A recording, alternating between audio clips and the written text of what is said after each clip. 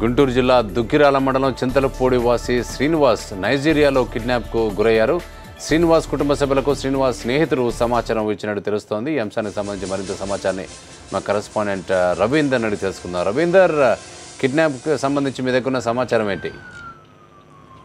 ప్రసాద్, గుంటూరు జిల్లాకు సంబంధించిన శ్రీనివాసరావు కిడ్నాప్ గురయ్యారన్న సమాచారంతో ఇక్కడ జిల్లాలో కలకలం రేగుతుంది. ఎందుకంటే ఈ సమాచారం తెలిసిన తర్వాత కుటుంబ సభ్యులు కూడా తీవ్ర ఆందోళన వ్యక్తం చేస్తున్నారు. ఈ దుగ్గిరాల మండలం చింతలపూడికి సంబంధించిన శ్రీనివాసరావు దాదాపు 2.5 సంవత్సరాల క్రితం నైజీరియా వెళ్ళాడు. అక్కడ ఆ లెజెన్సీ మెరిట్ నైజీరియా లిమిటెడ్ అనే కంపెనీలో సైట్ సూపర్వైజర్ గా పనిచేస్తున్నాడు. దాదాపు 2.5 సంవత్సరాలుగా అక్కడే పనిచేస్తున్నాడు. ఇతన్ని అదే గ్రామానికి సంబంధించిన చంద్రశేఖర్ అనే వ్యక్తి తీసుకెళ్లాడు. చంద్రశేఖర్ గతంలో దాదాపు 4.5 సంవత్సరాల క్రితమే నైజీరియా వెళ్ళాడు. ఆ తర్వాత శ్రీనివాసరావు కూడా అక్కడ తీసుకెళ్లి సూపర్వైజర్ గా పనిచేస్తున్నాడు. అయితే గత బుధవారం నుంచి శ్రీనివాసరావు అదృశ్యం అయిపోయిన పరిస్థితి కనిపిస్తుంది.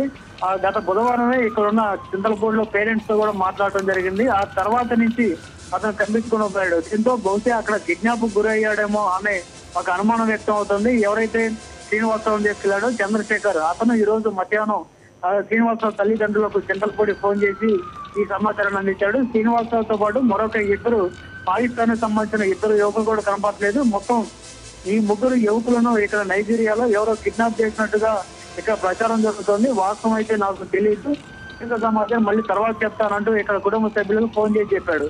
దీంతో ఇక్కడ కుటుంబ సభ్యుల ఆందోళన పెరిగిపోతుంది. అయితే తర్వాత చంద్రశేఖర్ తో మాట్లాడేందుకు ఈ రోజు మధ్యాహ్నం నుంచి కూడా కుటుంబ సభ్యులు తీవ్రంగా ప్రయత్నిస్తున్నారు. కానీ అటువైపు సెల్ స్విచ్ ఆఫ్ చేయడంతో వీరిలో ఇంకాస్త ఆందోళన మరింతగా పెరిగిపోతుంది.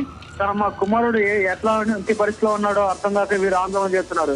అయితే ఇటు పోలీసులు కూడా అధికారికంగా ఎలాంటి సమాచారం లేదు, కేవలం మీడియా ద్వారా అందిన సమాచారం తప్ప పోలీసుల దగ్గర అధికారికంగా ఎలాంటి సమాచారం లేకపోవడంతో ఇటు కుటుంబ సభ్యుల్లో ఆందోళన పెరిగిపోతుంది. Prasad, thank you Ravinder.